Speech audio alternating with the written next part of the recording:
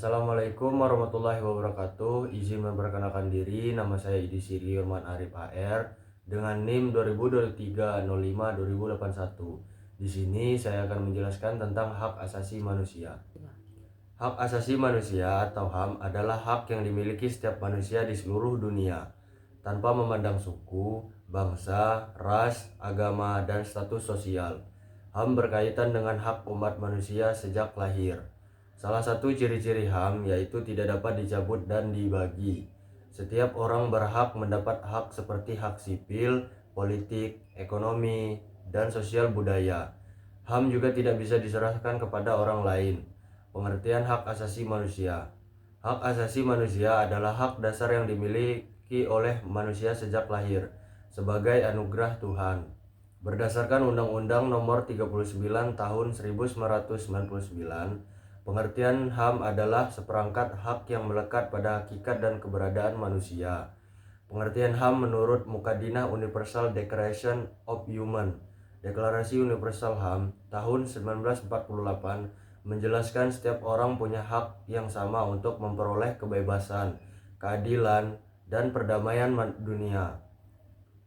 Pengertian HAM menurut para ahli, mengutip dari buku Hak Asasi Manusia, Filosofi, Teori, dan Instrumen Dasar berikut pengertian hak asasi manusia menurut para ahli. Menurut Adhian Buyong Nasution, HAM adalah hak yang tidak dapat dilenyapkan dari manusia. Hak ini merupakan hak yang melekat dalam diri manusia. Hak yang dimiliki manusia telah diperoleh dan dibawa bersama dengan kelahiran di dunia. Menurut Franz Megid Suseno, HAM adalah hak yang dipunya oleh manusia, bukan diberikan kepada masyarakat. Menurut Jack Donnelly, hak asasi manusia merupakan hak setiap orang yang setara, tidak dapat dicabut, dan bersifat universal. Ciri-ciri HAM. Yang pertama, HAM tidak bisa dibeli, diwariskan, dan diberi kepada orang lain. Yang kedua, HAM berlaku untuk semua orang tanpa memandang perbedaan suku, jenis kelamin, ras, agama, sosial, dan perbedaan optik. Dan yang ketiga, tidak ada seorang pun yang punya hak untuk melanggar hak orang lain dan membatasi HAM, karena negara membuat hukum untuk melindungi HAM. Pelanggaran hak asasi manusia. Pasal yang memuat pelanggaran HAM adalah Undang-Undang Nomor 39 Tahun 1999. Pasal tersebut menjelaskan pelanggaran HAM adalah setiap perbuatan seorang atau kelompok termaksud aparat negara baik sengaja atau tidak membatasi, mengurangi dan mencabut HAM. Ada beberapa faktor pemicu terjadinya pelanggaran HAM di masyarakat. Mengutip dari buku Eksplor Pendidikan Pancasila dan Kewarganegaraan Jilid 2 untuk kelas 12, hak penyebab terjadinya pelanggaran HAM antara lain: yang pertama, adanya kesengajaan sosial antara masyarakat. 2. Rendahnya toleransi dan tegang rasa antar masyarakat. Yang ketiga, kurangnya pemahaman dan penegakan mengenai hak asasi manusia. Dan yang keempat, lembaga penegak hukum kurang bekerja secara maksimal untuk mengusut pelanggaran HAM.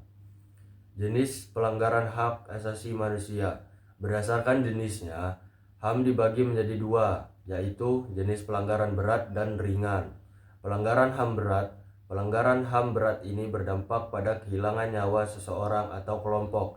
Contohnya, pelanggaran HAM berat adalah genosida dan kejahatan manusia.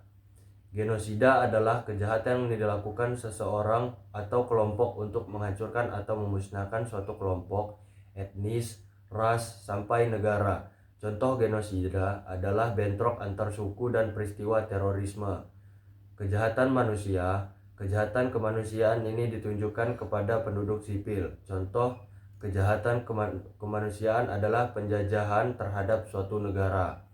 Pelanggaran HAM ringan. Pelanggaran HAM ringan tidak berdampak pada kehilangan nyawa seseorang atau kelompok.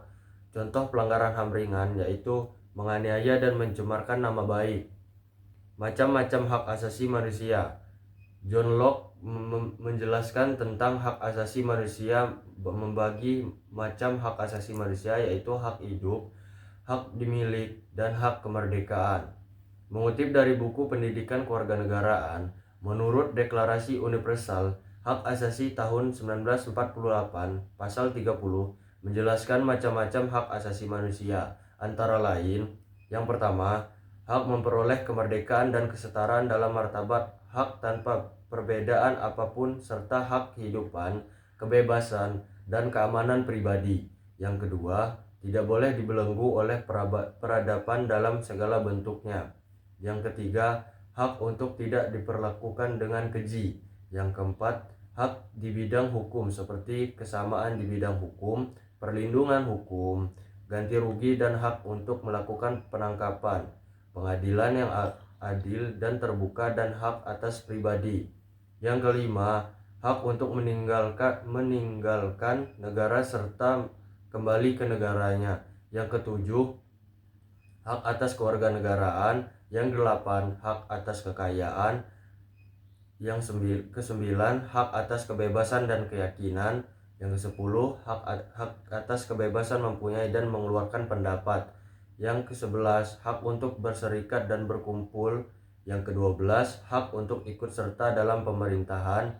Yang ketiga belas, hak untuk mendapatkan bidang pekerjaan. Yang keempat belas, hanya mendapatkan pendidikan. Yang kelima belas, hak untuk bidang kebudayaan. Yang keenam belas, hak atas tatanan sosial dan internasional. Yang ke-17, kewajiban untuk melaksanakan hak asasi manusia. Dan yang ke-18 atau yang terakhir, pembatasan untuk tidak merusak hak dan kebebasan dalam deklarasi. Sekian materi tentang hak asasi manusia. Assalamualaikum warahmatullahi wabarakatuh.